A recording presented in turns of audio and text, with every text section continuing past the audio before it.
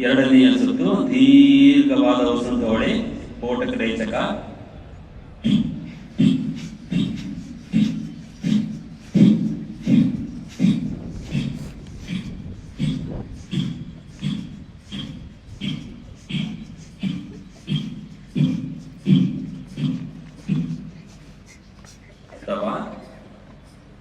ದೇಹದಲ್ಲಿ ಆಗ್ತಾ ಇರುವಂತಹ ಬದಲಾವಣೆಗಳನ್ನ ಸೂಕ್ಷ್ಮವಾಗಿ ಗಮನಿಸಿ.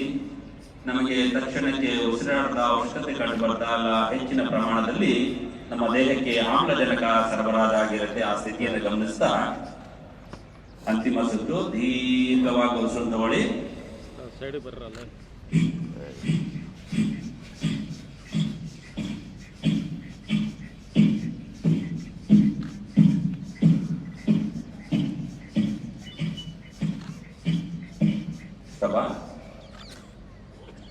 ಸಹಜವಾದ ಉಸಿರಾಟ.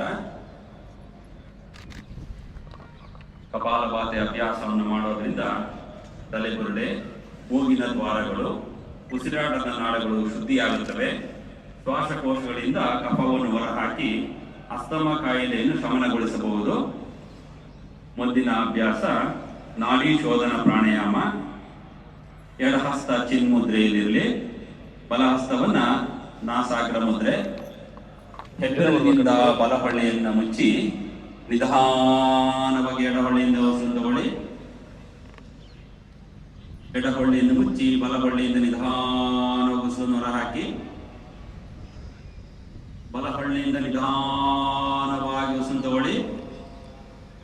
ಎಡಹೊಳ್ಳೆಯಿಂದ ನಿಧಾನವಾಗಿ ಉಸಿರನ್ನು ಹೊರಹಾಕಿ. ಎಡಹೊಳ್ಳೆಯಿಂದ ನಿಧಾನವಾಗಿ ಉಸಿರನ್ನು ತಗೊಳ್ಳಿ. ಬಲಹೊಳ್ಳೆಯಿಂದ ನಿಧಾನವಾಗಿ ಉಸಿರನ್ನು ಹೊರಹಾಕಿ.